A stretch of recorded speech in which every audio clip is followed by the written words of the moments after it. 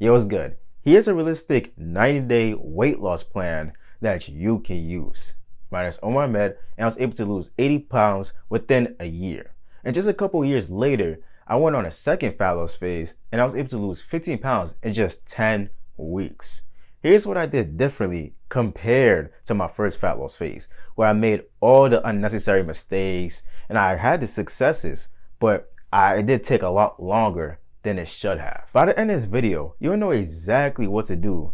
Have a step-by-step plan for your own weight loss. You see, 95% of dieters regain all their weight back and more within the next 2 years, according to Ohio State University. And it isn't because of their habits, it's because of their foundation.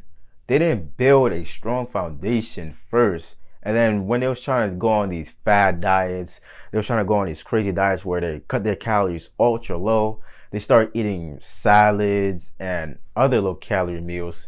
They did it for the short term, but once time, moved on and stuff, in which, they got life in the way, they have a whole bunch of problems, unexpected, they tend to emotional eat. They go ahead and order them some McDonald's, and then one thing leads to another, and they're back to where they started. All right, let's begin. Let's start with month number 1. This one is for laying the foundations. The first actually year or 3 months or however you're going to do it, it's actually laying the foundation, but this is just the first block, like the first absolute things that you need to do to succeed on your journey. So the first step, you want to go ahead and journal about the why you're starting your fat loss phase. A lot of people, no, I probably say 99% of people do not do this. And that's why majority of people gain back all the weight. They don't journal about the why.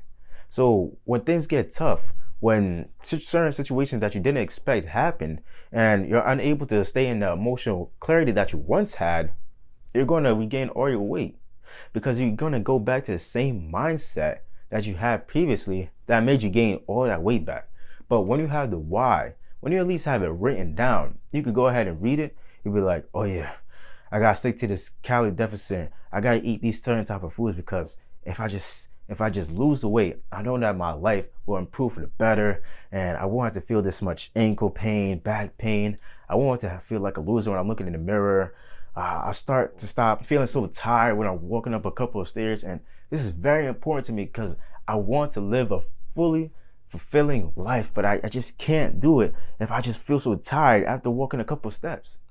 So I encourage you to write down the why before you start your fat loss phase so that you have that pain. Whenever you read it, like what you put down on the journal, you'll be reminded of why you started, and that'll allow you to continue on the journey. All right, the second step that you want to do is actually go on an elimination diet.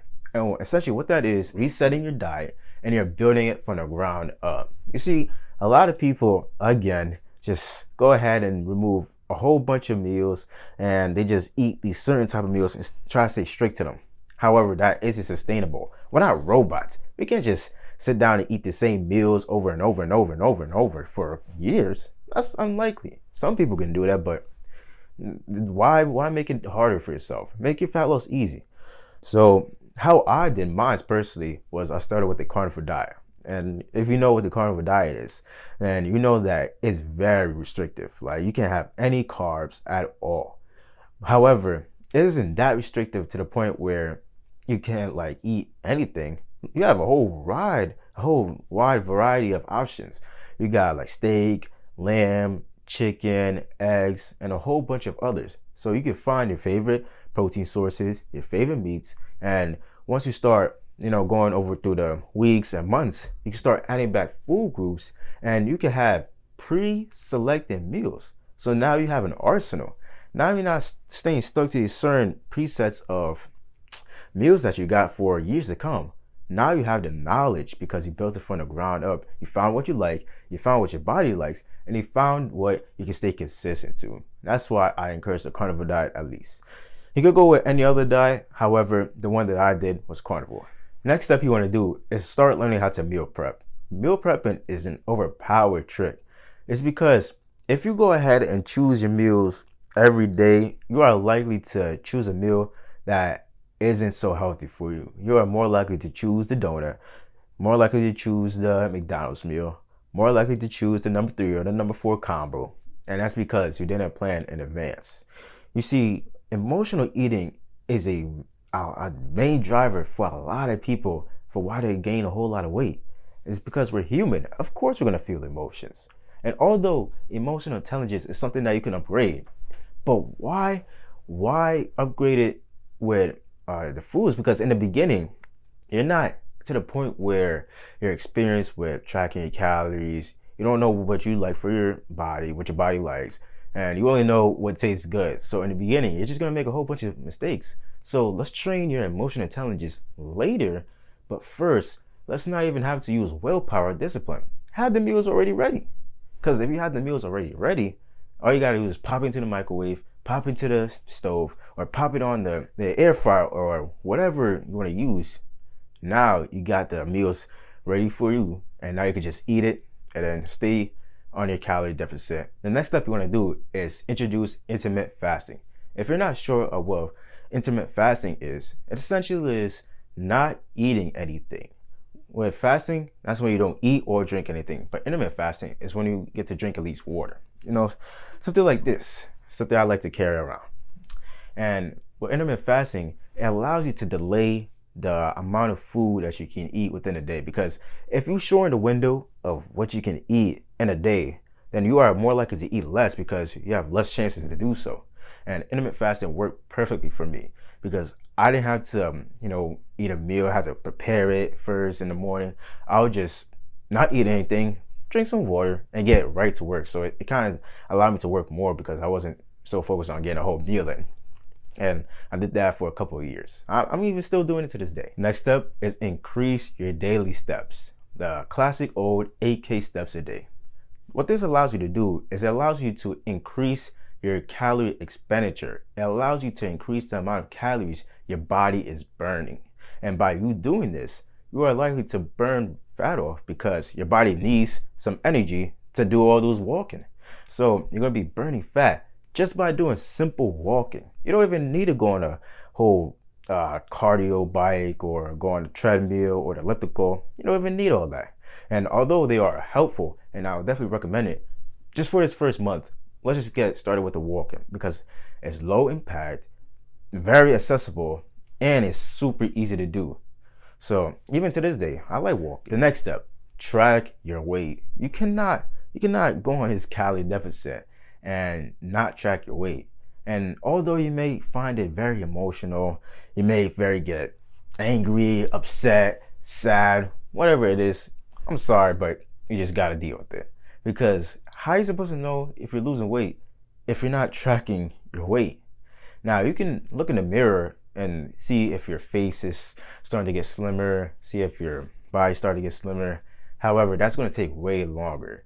And with weighing yourself, you are allowing yourself to track how much you're losing. So let's just say you're even losing too much. Now you get to eat a little bit more and you can continue on your fat loss phase. The next step, staying absolutely hydrated. And what I like to do is I have 2 water bottles. I have this big one over here and I have another one for the gym. And I always constantly have water.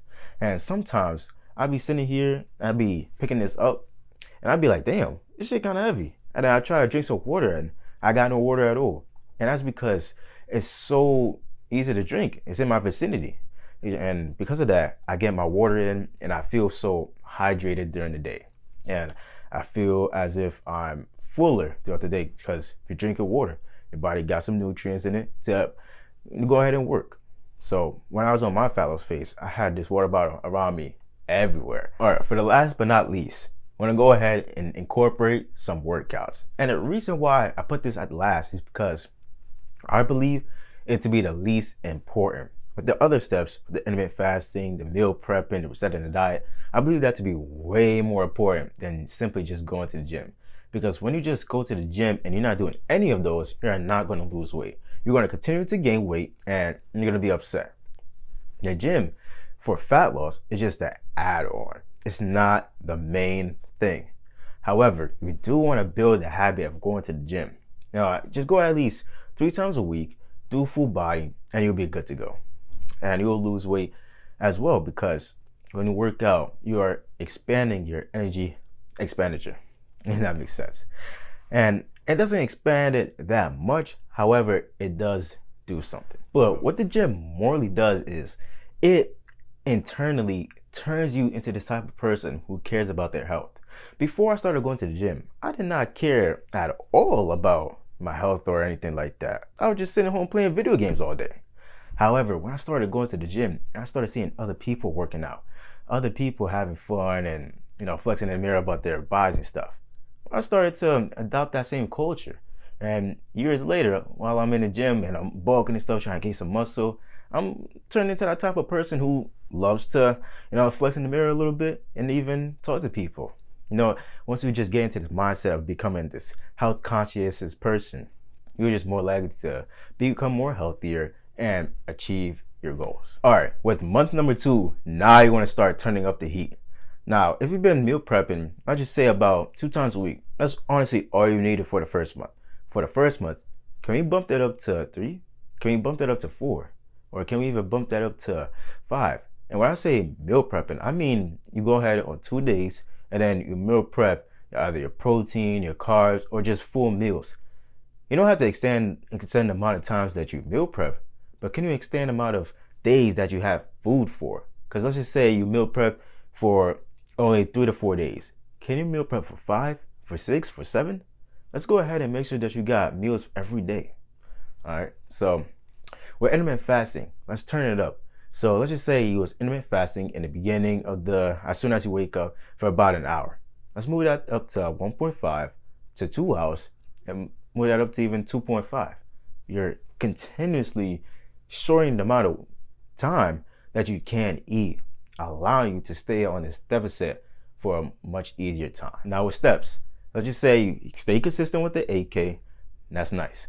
Now let's go ahead and move that up to 8.5, 9K, 9.5K, 10K. Let's go ahead and move it up as much as possible. Let's try to reach for 10K by the end of the month. Now, once you start going to the gym in the beginning, it is hard. However, staying consistent is difficult as well. So we need to have some way to stay consistent to the gym in the long term. Now let's start introducing something named habit stacking. With habit stacking, that's essentially when you stack a habit on top of a habit that you already do, but the other habit you want to start. Okay, listen. So you got the habit you already do, and then you got the habit you want to start. That's when you stack it on top of it. So what does that even mean? So let's just say you get off of work around, I don't know, like 5 p.m. You get home by 6, and then you take off your clothes and then you change it. Go ahead and change it to your gym clothes and then go into the gym. This way, every time you get off of work, now you're gonna go to the gym. And since you got that habit going on, you're more likely to stay consistent because you add it on top of a habit that you already do. You also want to add habit tracking because this adds accountability. Essentially, I put an image right here of what a habit tracker you can use. Essentially, you just want to go ahead and put, gym at least, diet, steps, and things of that nature. And then you just want to check it off every time you do it and leave it blank when you don't, or an X. And that just keeps you accountable because you see on the wall every single day if you actually did your habit. Me personally, I use a book right here. Like honestly, I've been using books like this for like a couple of years and they just been keeping me real accountable. I don't know if they got the 6-month version. This is the 3-month version. I tried looking for the 6, but I don't know. I guess they discontinued it. Whatever. But this stuff is really good. Like it got pages inside. Not sponsored, by the way. Wish. But they got pages right here. You get to see, like you get a special quote, journaling, to-do list, main levers for your goals and stuff. And then you got some journaling quotes right here, and then things, and then you plan your day right here. And that just keeps you accountable. You feel me? Makes the journey much easier. Then I say to stick to your full body workouts for 3 times a week. You don't gotta move it to 4. I think that you're missing out on something honestly, you're just trying to get consistent. And it's not even that you're losing out on gains if you're just going to three times a week as opposed to 4. You're not losing that much. It's more like this. Like if you cares about building muscle, it's more like this. So let's just say you go to the gym 1 time per week, and let's just say it's right here, right here. If you go to the gym 2 times a week, it's a big jump, right here. But if you go to the gym 3 times a week, it's a big jump, but it's just a little bit less. Now, if you go to the gym 4 times a week, I'm gonna bring this down here. It's gonna go something like this. Not that much, not even that much. And then if you go to the gym 4 times per week, even just a tiny bit, you're only gonna see any results in the long run. That is 6, 7, the same thing. And that's typically how that goes. So you're really not missing out on anything. You feel me? If you're going to the gym 3 times per week as opposed to 4. All right, we're on to the final stretch. Let's move on to month number 3. Now, since you got a good foundation going on, it's time to turn on the heat. It's time to get to where you need to get to. So that's where you're going to start incorporating cardio. All right.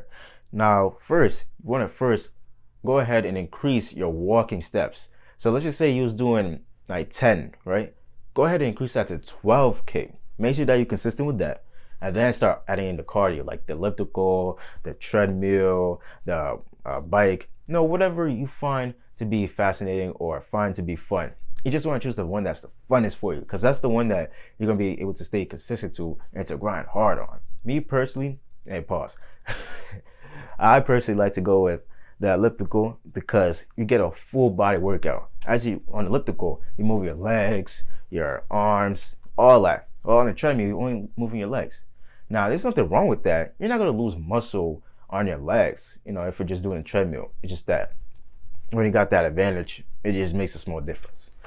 And personally, I like to play basketball. You know what I mean? If you don't want to be on the cardio machines, you go ahead and try playing some sports. That also works as well. Now, just hop on the cardio machine for about 15 to 20 minutes, and then you want to go ahead and grab your Apple Watch, or you could possibly even look on the screen on the treadmill. Now, you want to make sure that your heart rate is in between 1 to 10 to 140 beats per minute, because that's the amount of cardio that's really going to burn that fat. If you choose to do more, it's going to burn the carbs and other things. But if you do less, you're not going to burn that much. 110 to 140 is that sweet spot that you're going to burn that fat, that adipose tissue. Now, since month number 3 is done, you want to go on a break for as long as you need to.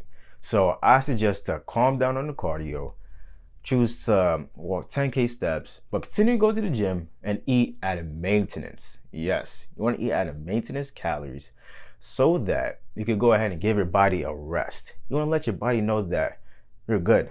You're not going to starve, and you can go ahead and continue to burn fat afterwards.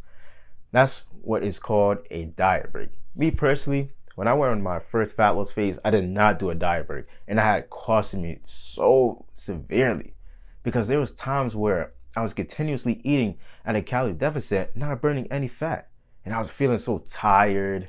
I was so hungry, but it was like I just wasn't burning any fat, and I suffered. So, and that's because your body's main function is to make sure that you survive.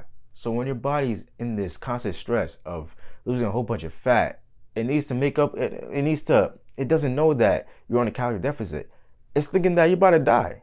And so it needs to start decreasing your calorie expenditure and start increasing your hungers so that you are more motivated to find some food so that you can survive. So taking diet breaks is insanely important, and I really recommend that you do it. If you don't want to do it after 3 months, you can do it after 1 month. Do 1 month on and then 1 week off. But just find a way to incorporate diet breaks, and that'll help you very much.